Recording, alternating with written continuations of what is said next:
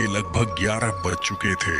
शहर शिवनगर के पुराने लोहे वाले बाजार की लाइटें आधी बुझ चुकी थीं और हवा में धूल और ठंडक का अजीब मिश्रण घुला था। इसी बाजार के कोने पर बना था पुराना रिक्शा स्टैंड, जहां रात को सिर्फ कुछ ही रिक्शा वाले नजर आते थे। निशांत एक निजी बैंक में काम करने वाला युवक था। उसे अचानक ही एक जरूरी कागजात के लिए भैरवपुर गांव जाना था, जो शहर से करीब 30 किलोमीटर दूर था। थोड़ी देर बाद निशांत पुराने रिक्शा स्टैंड पर पहुंच गया। पास ही एक चाय की टपरी पर कुछ रिक्शा चालक बैठे थे। निशांत बोला, भैया कोई मुझे भैरवपुर छोड़ देगा क्या? मुझे बहुत जरूरी काम से वहाँ जाना है। एक रिक्शा चालक चौंक गया। क्या बोल रहे हो बेटा? भैरवपुर? रात के 11 बज चुके हैं। इतनी रात को कोई नहीं जाता।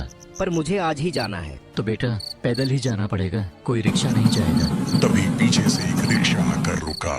निशांत ने पूछा, भैया आप मुझे भैरवपुर छोड़ दोगे? रिक्शा चालक बोला, बेटा इस वक्त भैरवपुर जाना ठीक नहीं। रात में उस गांव की राह इंसानों के लिए नहीं होती। लेकिन निशांत मजबूर था। पैसे ज्यादा ले लो पर छोड़ दो। रिक्शा चल पड़ा। सुनसान सड़कें, अजीब खामोशी, कुत्तों की आवाजें तक गायब थीं। रिक्शा चालक बोला, 15 साल से रिक्शा चला रहा हूँ, लेकिन पहली बार किसी को इतनी रात भैरवपुर जाते देख रहा हूँ। आधे घंटे बाद रिक्शा मजौली कस्बे पहुंचा। यहीं उतर जाओ बेटा। नहीं, मुझे भैरवपुर जाना है। ठीक है, लेकिन गांव के दरवाजे तक नहीं जाऊंगा। रात के ठीक 12 बज चुके थे जब रिक्शा कच्चे जंगल वाले रास्ते पर पहुंचा। उल्लुओं की आवाजें, हिलते पेड़। रिक्शा रुका। बस बेटा आगे नहीं जा सकता। रिक्शा पलटा और चला गया। निशांत अकेला था। पेड़ों की फुसफुसाहट, हवा की सरसराहट। आगे एक टूटी चाय की दुकान दिखी। वह वहीं बैठ गया। कुछ देर बाद कदमों की आवाज आई।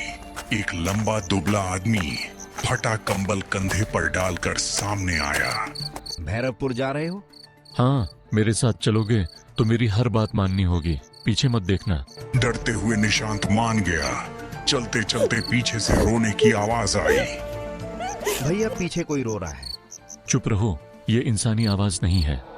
अचानक निशांत के पैर किसी ने पकड़ लिए। भैया मुझे किसी ने पकड़ लिया है। अपना हाथ बढ़ाओ। अगर मैं तुम्हारा हाथ पकड़कर नहीं खींचा होता तो फिर अंधेरे में गायब हो जाते हैं। कुछ दूर चलने के बाद आदमी बोला, अब हम गांव में आ गए हैं। उस आदमी का नाम था रघुवीर। वह निशांत को अपने मिट्टी के घर ले आया।